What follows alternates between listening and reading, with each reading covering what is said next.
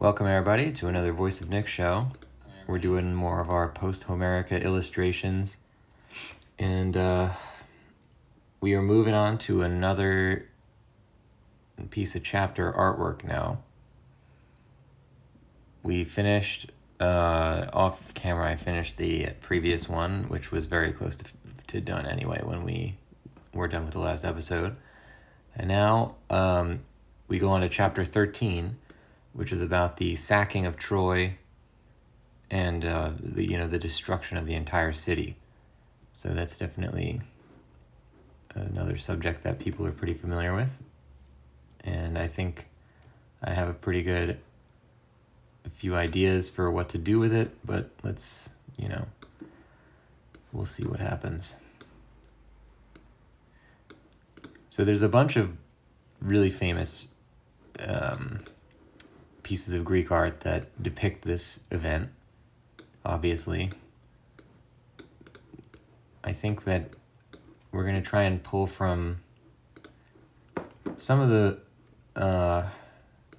things that depict the sacking of Troy and other things in the style of art that I want to go for, where the poses or the feeling of certain things sort of match up. So let's see if we can't get some interesting concepts in here. First order of business, I want to look really quick at our Philoctetes picture. Okay, because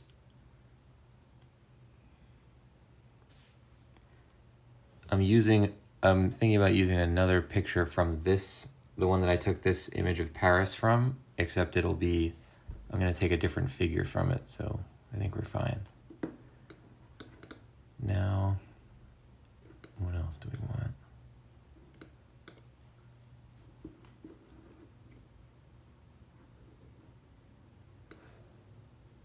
I'm going to grab, sort of organizing my references here.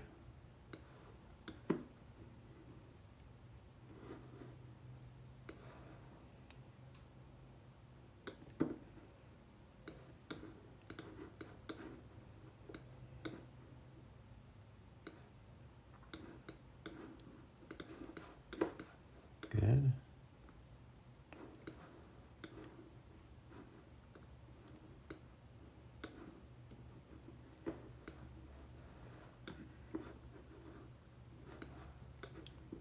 Now, what do we want from this?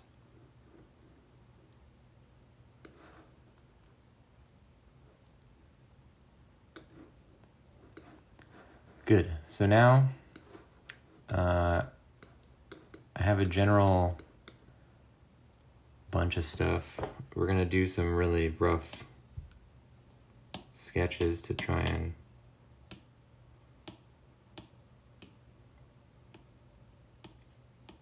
let's get rid of this.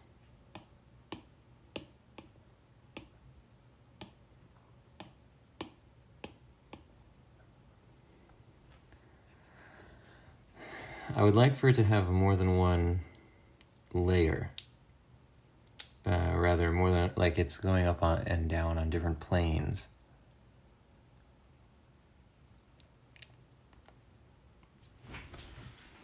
So there's a few significant events that occurred during the sacking of Troy.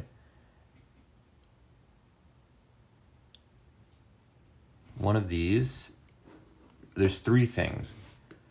Cassandra and Aias, there's this altercation there that then has major consequences in the next chapter. So I think we should have some depiction of that. Next, we have Neoptolemus kills Priam, the king of Troy, which is a pretty, that's like, it's a pretty significant event. And then we also have Aeneas, who escapes the city, and he goes on to found the city-state of Rome. And, of course, the very famous Roman story, the Aeneid, is written about Aeneas. So they make a lot of like fuss in this story about making sure to point out everything that's happening with Aeneas. So we probably want to make sure that we do too. So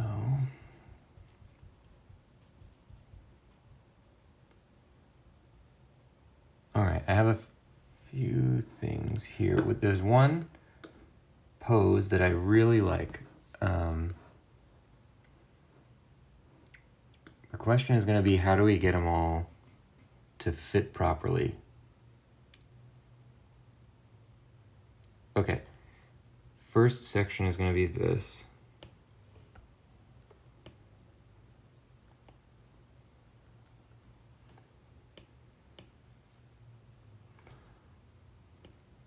We're guessing there will be 5 figures, and there might be a 6th, like technically a 6th, which was the figure of Athena, because the scene with Aias the Lesser and Cassandra the prophetess occurs in front of, or like at, the statue of Athena. So it would be nice to get the actual statue in there. One thing that I want to try and do that I haven't really done before is we're going to try and depict architecture, which I think if there's any time to do that, it's when they're sacking Troy. We might even try to destroy some of the architecture a little bit so that it feels a little more like a, crazy situation happening.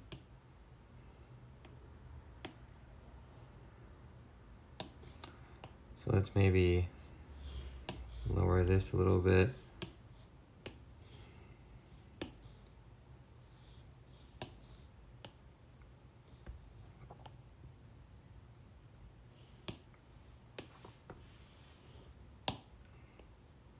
Oops.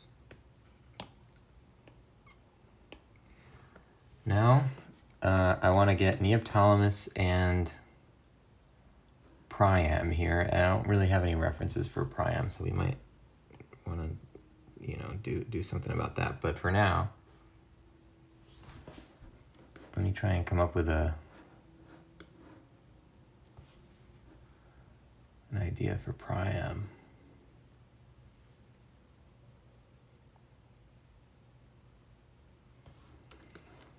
I don't want him to have the same pose that Paris has.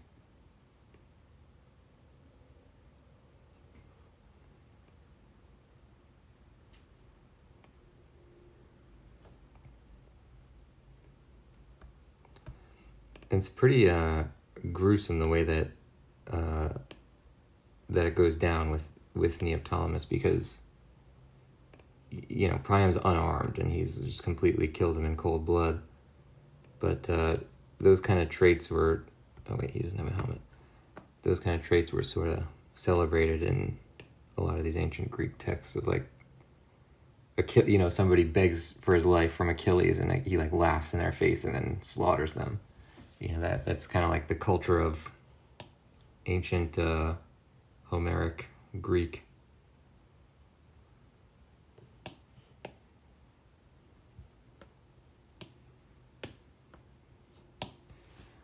All right, let's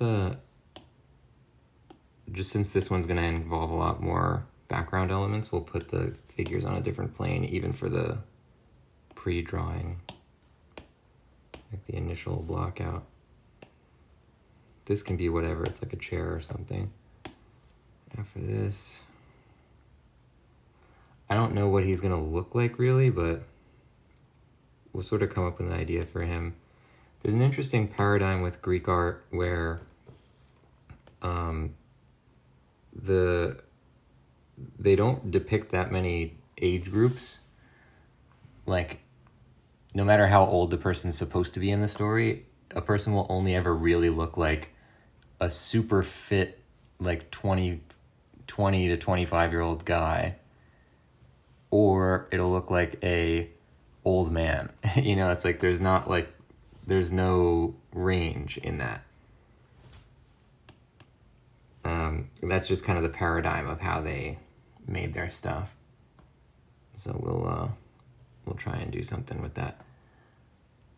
Okay, so this is a really cool and dynamic pose that I'd like to get. We'll just put them all in their own layers here. So number one, we have a guy who is up on a raised platform, which is something we've never done in this art before.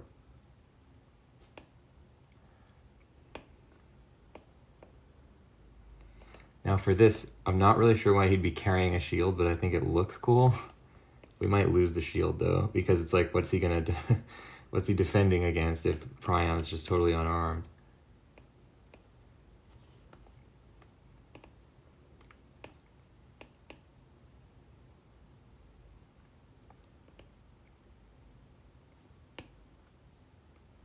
So he's got a little sword in his hand. This is, I'm taking this directly from a picture of antiquity that I really like the pose of.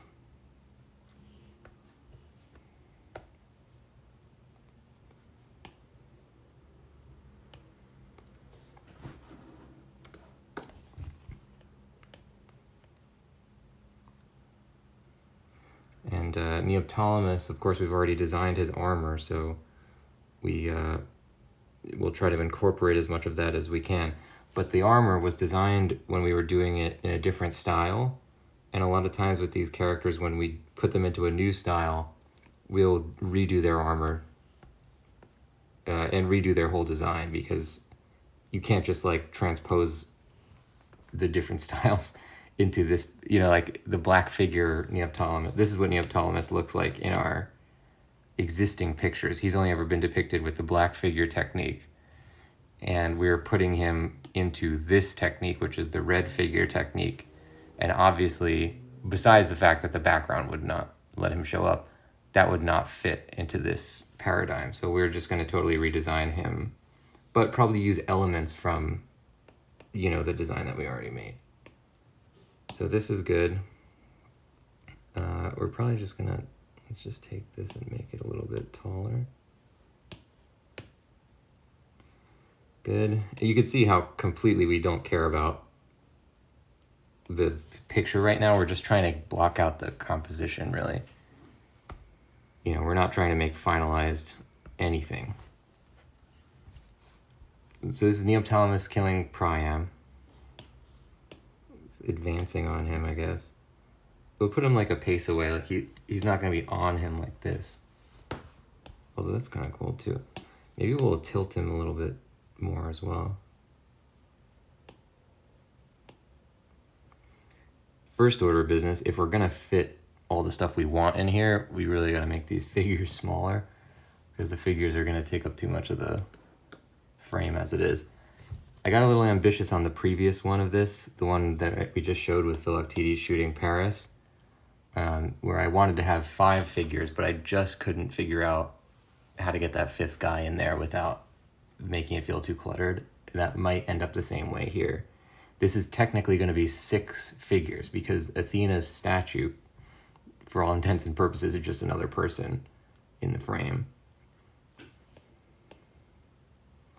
So let's try and do Athena's statue. Athena, she's sort of the goddess of wisdom, and she's typically depicted as like holding a shield and a spear. So we'll give her that. The problem is everybody in this picture is going to be holding a shield and a spear, because they're destroying the city of Troy. So it's kind of like, how do you make it look like she's not another person in the frame?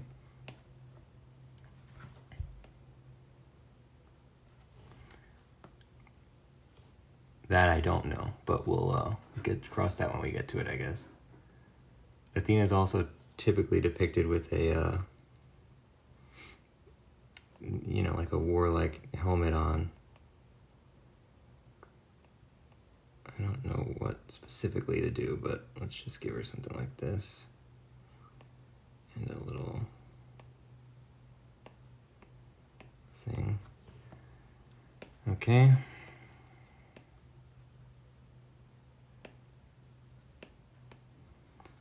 Yeah, I'm not really sure, like,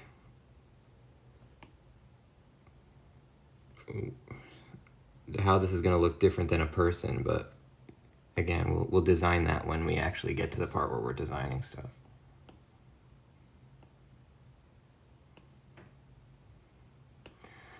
So in a lot of the famous pictures of, essentially in this chapter, Aias,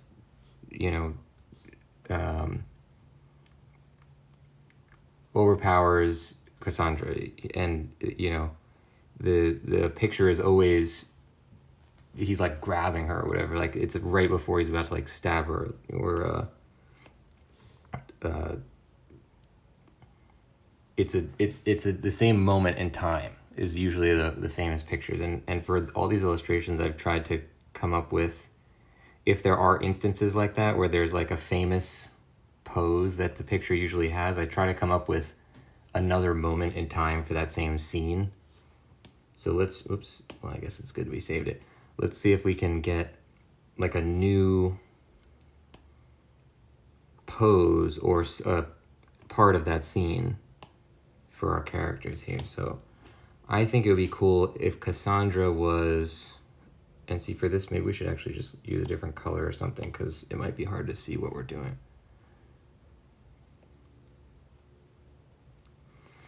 I think it would be cool if Cassandra was like fighting back, or like holding a knife or something.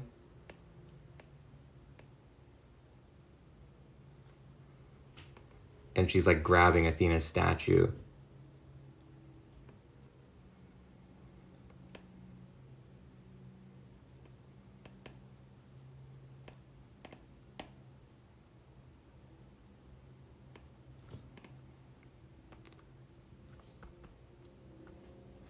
How does this work?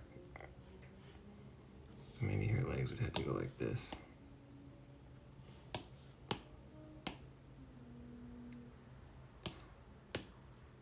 Yeah, she's like clutching onto Athena's statue. And that's a really powerful aspect of the existing imagery of Cassandra, is like Aias gets hold of her like right at the statue, and she's like grabbing onto it for dear life.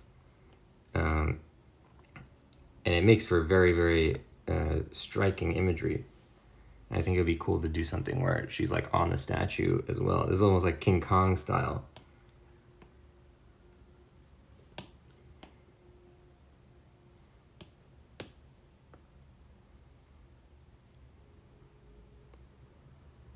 So this is her, she's looking like this, but her form is facing into the background, because this is her back. All right, that's good. Now we'll see if we can get Aias, and it's a real nice to have if we can get Aeneas in there as well, but I'm not hoping for that, because it's going to be pretty tough to do that. Maybe Aias is actually stepping onto the thing.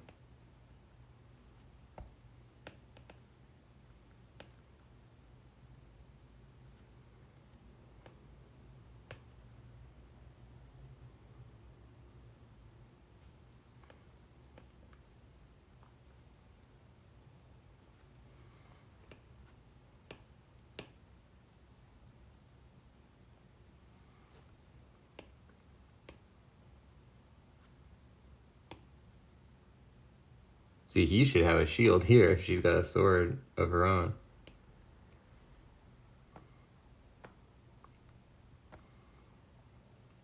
But I don't want him to have a shield though.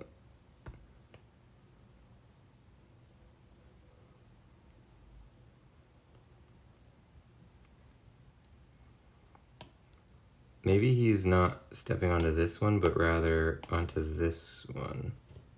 Oh wait, what did we do? Did we put him on the same layer as the... Stupid. That's okay. We made a layer for him and then we didn't put him on it. Oops.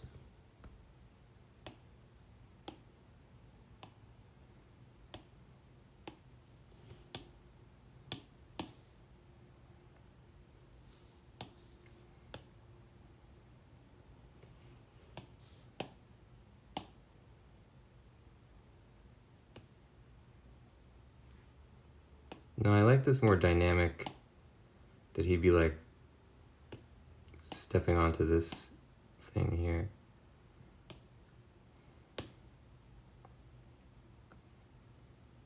But there's got to be something going on with his hand. There's no way his hand would be out that far.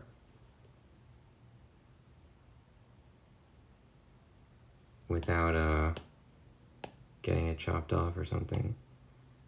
Let's just delete this for now.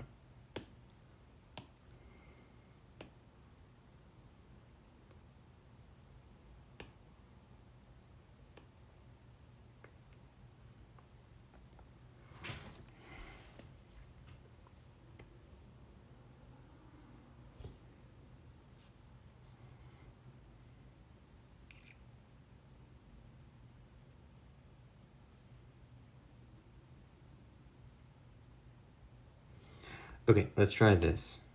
What if Athena's statue had a wider base? That would allow him to step onto the first rung of the statue. Let's actually get rid of this.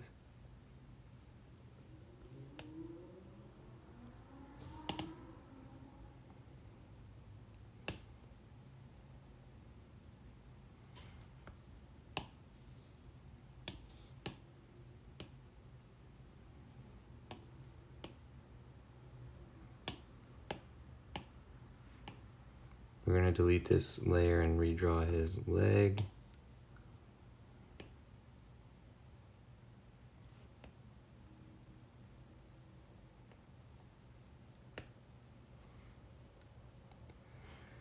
And no, that looks like he's grabbing for the...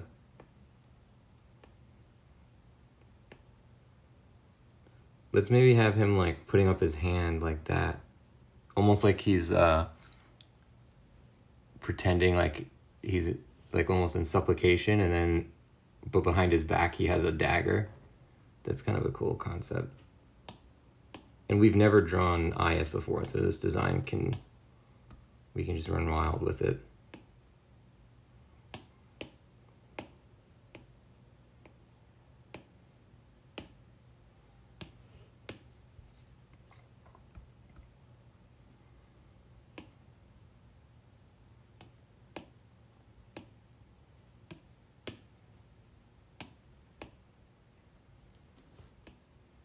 Damn, we can't see this knife anymore.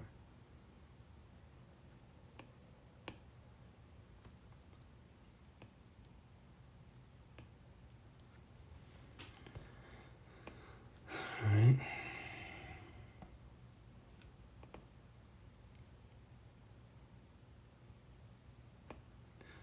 It's interesting, in the picture I'm looking at, he's almost looking not at the figure of Cassandra, but at Athena, the statue. Like he's already repenting for the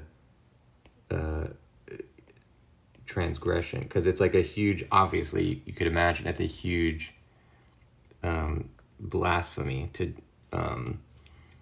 do anything bad, like right on a statue of a god, and for that all the Greeks get punished in the next chapter.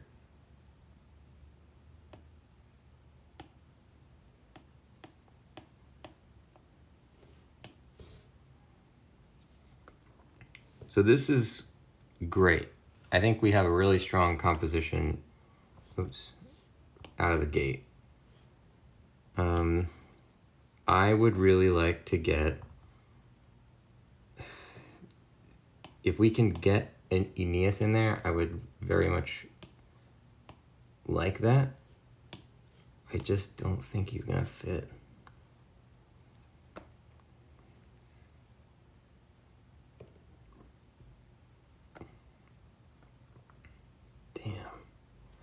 If we put, see, here's the thing. Once we start cleaning up the picture, it starts to look a lot lonelier than it does now.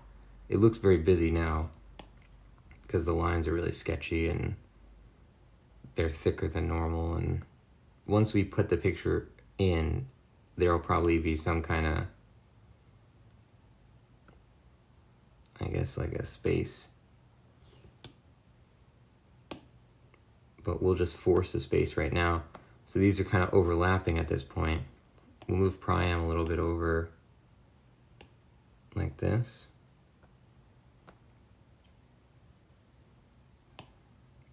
Ias move like this.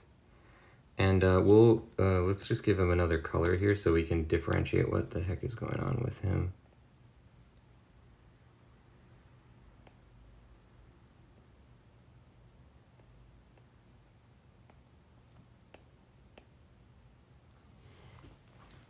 Yeah, I guess we'll do his whole thing like this.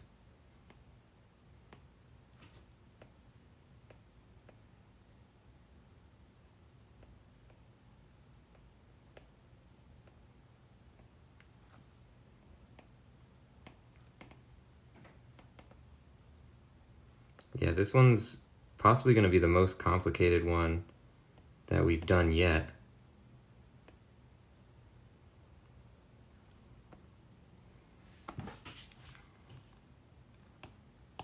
Okay, now the question is, can we get an interesting look for Aeneas? Because he's really not doing anything. He's just running away.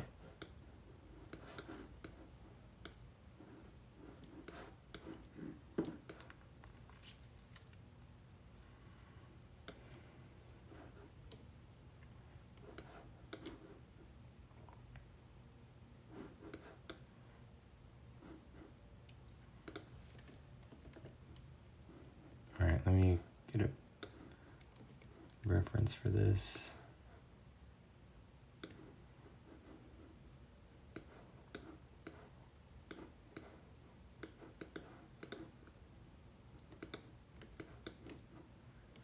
All right, so this could be pretty good.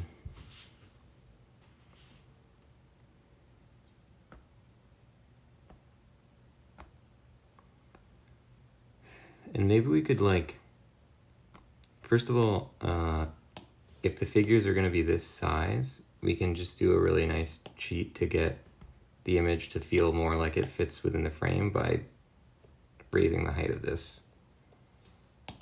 tower thing, or whatever it is, structure. Maybe we'll put like a lantern of some kind up here, I don't know. That doesn't really work. We'll think of something for there. But for Aeneas, let's see if we can give him like a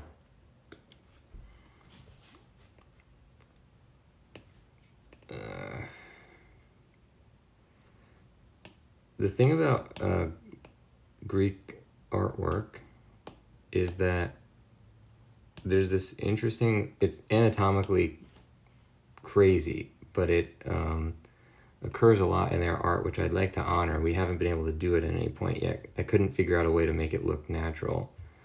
But this is probably our last chance to do it, which is to say, when a character is like running from something, or if they're, you know, looking back, or like, let me start over. If a character is running from something, they'll always be looking backwards. And it kind of looks really strange the way that they depict it. Like it looks like their neck is broken. You know, anatomically it doesn't really work. But I like to get it in there because it's kind of a cool, uniquely Greek thing. And I don't know how he got past, you know, how did he get past Neoptolemus and Aias, who knows? Maybe he hid somewhere, or maybe he's just, you know, pretty hectic out there. Who knows what happened? But as of now, you know, besides the fact that they're sort of like literally crossing each other here, Aeneas could fit in the frame. The question is, you know, is it going to look too cluttered with all this stuff in it? Possibly.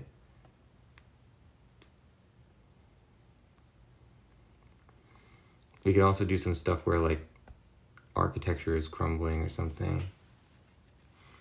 I don't really know what we would put up in here, this section here.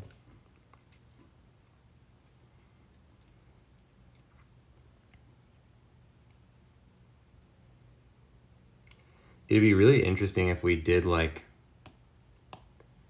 it'd be really cool actually if we did like the borders and it was, you know, whatever like this. And then like at some point the border cracked and it was like falling down. That's kind of a cool idea.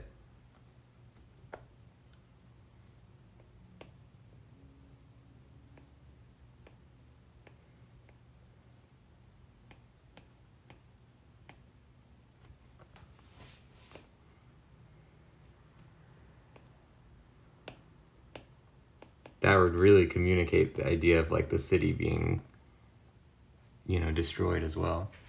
It's totally 1,000% an anachronism. Like that would never happen in Greek, actual Greek art, but it would be our fun little parting shot. We're getting near the end of the book here, so we got to throw in all our, you know, ridiculous ideas.